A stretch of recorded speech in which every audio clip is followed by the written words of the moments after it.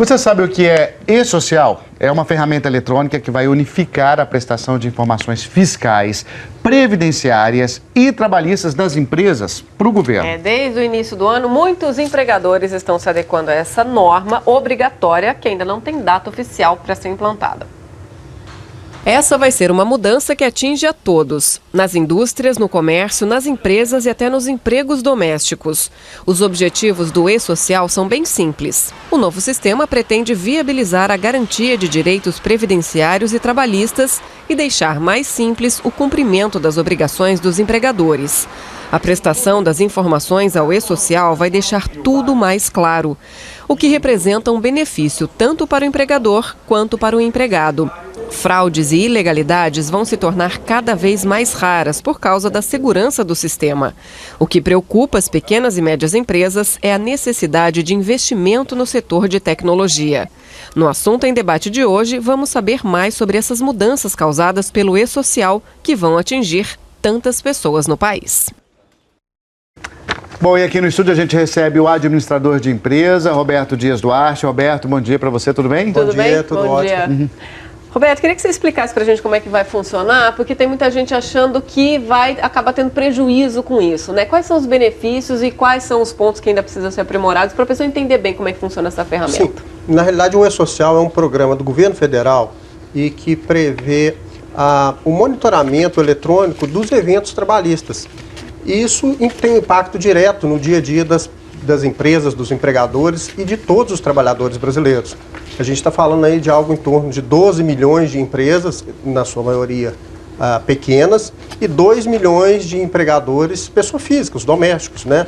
Os que têm funcionários, secretários do lar, vamos dizer assim. E esse registro desses eventos será feito através de um sistema, por exemplo, nós que temos empregados em casa, a gente vai entrar no portal, no www.esocial.gov.br, a gente vai se cadastrar, a gente vai cadastrar nosso funcionário, a gente, ao longo do mês, a gente vai cadastrar as horas extras, o contrato de trabalho, as férias, as rescisões, os afastamentos e todos esses eventos que ocorrem no dia a dia dos empregados.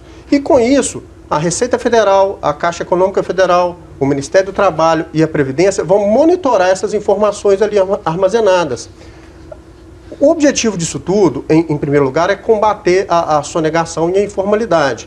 E sobre essa ótica, isso é bastante relevante para o nosso país, porque a gente convive ainda com uma taxa de economia subterrânea, como a Fundação Getúlio Vargas denomina, que ainda é alta, gira em torno de 16% do PIB brasileiro. Apesar que é informal. Que é informal, exatamente. E que vem caindo nos últimos anos. Em 2003, ela girava em torno de 21% do PIB.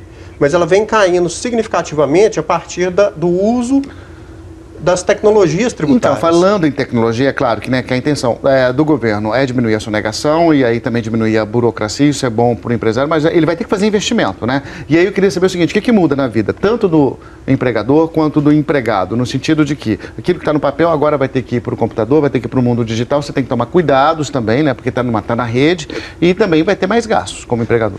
Exatamente, essa é a grande questão, porque a gente tem uma legislação trabalhista hoje que ela é anacrônica, ela é de 1943.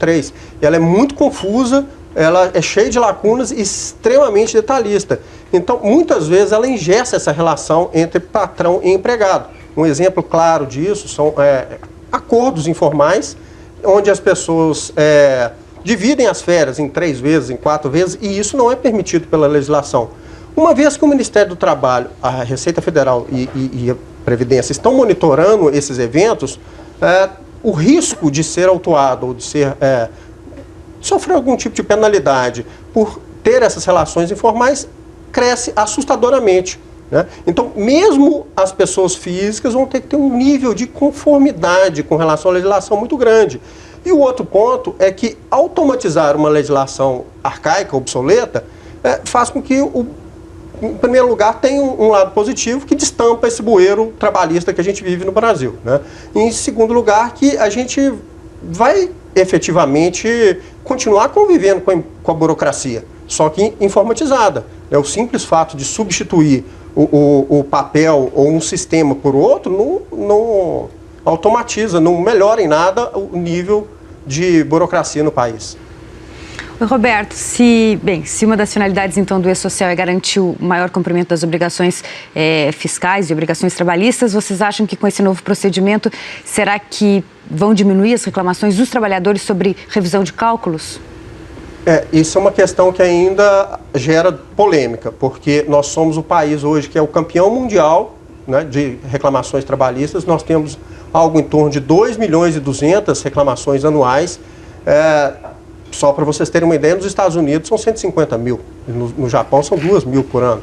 Então, essa confusão legal é muito grande aqui. E pelo simples fato de estarmos monitorando esses eventos trabalhistas, tem gente que acredita que isso vai reduzir. Eu, particularmente, tenho minhas dúvidas, porque a questão não é utilizar um sistema A, B, C ou D. A questão é que nossa legislação, efetivamente, é muito confusa, né, e gera margem a interpretações diversas. Roberto, para a gente concluir, eu queria que você falasse o seguinte para a gente. Se é como, por exemplo, acontece hoje com os nossos dados do imposto de renda. O governo vai ter os nossos dados, mas eles vão ser protegidos como são os dados da Receita Federal. É isso, um banco de dados que ninguém vai ter acesso. E queria que você falasse sobre a implantação. Vai ser em etapas, né? Na realidade, sobre a implantação, nós tivemos um cronograma bastante postergado aí por diversas vezes.